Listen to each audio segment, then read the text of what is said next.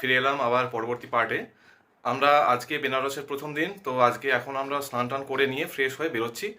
তো দেখুন কোথায় আমরা যাই, কোথায় বেড়াতে যাবো সেটাই দেখাবো ভিডিওতে। টোটোতে ঘুরতে বেরিয়ে পড়েছি।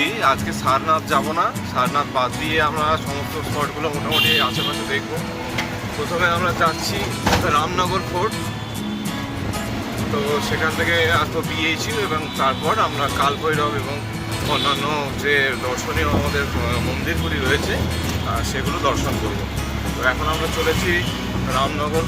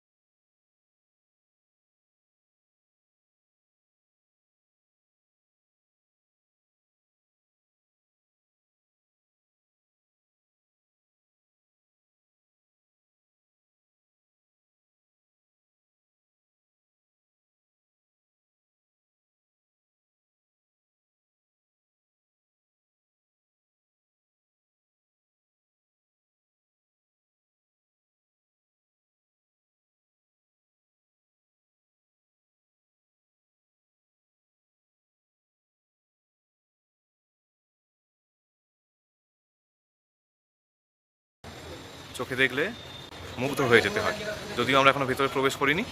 চলুন দেখা যাক।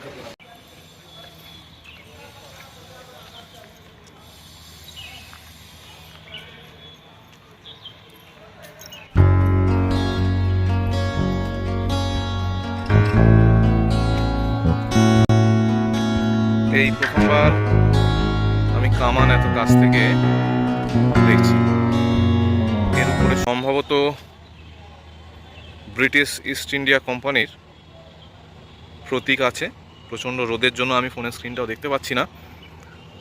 উইলসন 1841 কসিপুর। তো এই কসিপুর কথাটা আগে আমি শুনেছি বলতে কলকাতার উত্তর দিকে কসিপুর নামে একটি জায়গা আছে। হয়তো সেখানকার কোনো গান ফ্যাক্টরির সাথে এই ক্যাননগুলোর সম্পর্ক থাকতেও পারে। কিছু নাম্বার আছে এর মধ্যে, আর লেখাগুলো দেখুন, এখানেও দেখতে পাবেন এই কসিপুর লেখাটা, জানি না এইটা। তো এই ক্যাননগুলো এখন তো অকেজো, কিন্তু মনে হয় এক সময় এগুলোর ব্যবহার হয়েছে। এখানে আরেকটি ক্যানন দাঁড়িয়ে আছে,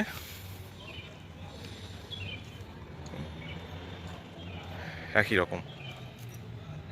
তো দেখি, বাঁদিকে আমরা একটা রাস্তা ফেলে এসেছি, ওখানটা যাওয়া যাচ্ছে কিনা গিয়ে দেখব। পুরাণের গল্প অনুসারে এই জায়গাটায়, মানে আমাদের যে বারাণসী, কাশী, তৎকালীন কাশী, সেখানে ব্যাসদেব এসেছিলেন এবং শিব ঠাকুরের ওপর কোনো কারণে তিনি রুষ্ট হন এবং একটি নতুন বারাণসী, নতুন কাশী তিনি তৈরি করার কথা ভাবেন এবং এই জায়গাটায় তিনি সেটা তৈরিও করেন। এটাকে আমরা ব্যাস কাশী বলি, আবার নতুন করে রামনগর ফোর্টও বলি। তো দেখি এর ভেতর দিয়ে সেই ব্যাস কাশীর গঙ্গার ঘাটে যাওয়ার রাস্তাটা, এটা মিউজিয়ামের টিকিট কেটে।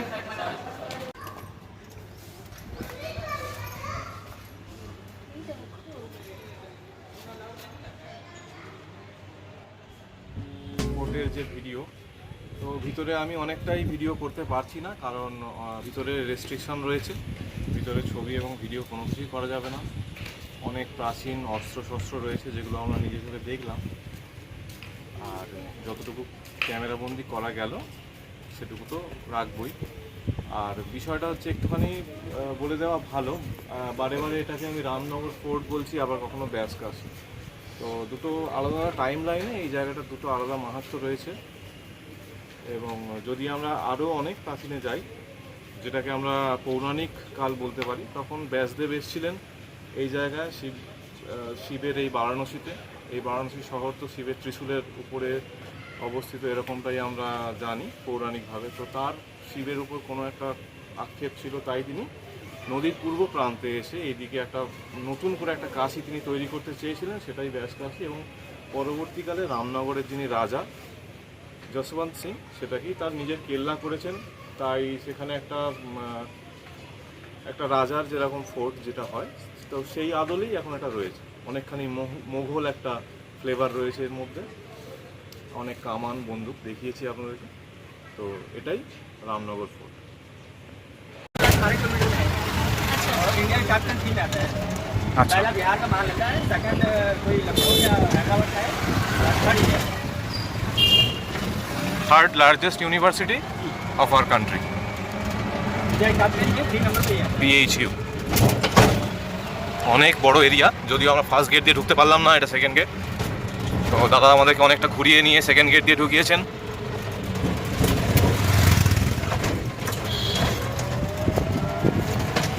লাল বাহাদুর শাস্ত্রী ছাত্রাবাস, একটা হোস্টেল। এত হোস্টেল দেখলেই বোঝা যায় যে এখানে প্রচুর স্টুডেন্টরা থাকেন, পড়াশোনা করেন, বিভিন্ন ব্যাপারে রিসার্চ করেন। আমরা সবাই অল্প বিস্তর জানি BHU এর যে শিক্ষার মান, এখানকার যে স্কলাররা আমাদের দেশের নাম উজ্জ্বল করেন, সেটা নতুন কিছু নয়। সেটা মেডিকেলেই হোক বা ইঞ্জিনিয়ারিংই হোক বা কখনো লিটারেচারই হোক।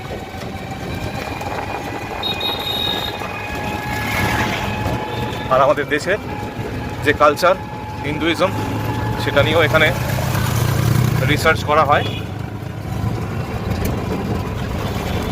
বিশাল বড় জায়গা, পুরোটা তো ভিডিও করে দেখাতে পারবো না, ছোটো ছোটো করে ক্লিপ করে দেখাবো। তো বেশ খানিকটা ঘোরার পর খিদে পেয়ে গেছে। এখন আমরা BHU ক্যাম্পাসের ভিতরেই বেশ কয়েকটা খাবারের দোকান আছে এখানে পরপর, সেগুলোর মধ্যেই একটাতে খেতে বসেছি। অর্ডার করেছিলাম ছোলে ভাটুরে, এই চলে এসছে। তো দেখি খেয়ে কেমন।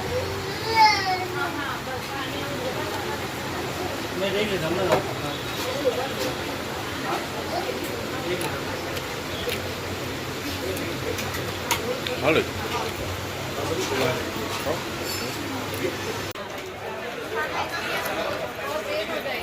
BHU ক্যাম্পাসের মধ্যে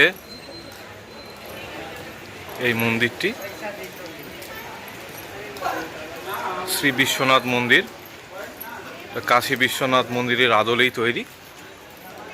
তো এটাই যাবো এর ভিতরে। এখন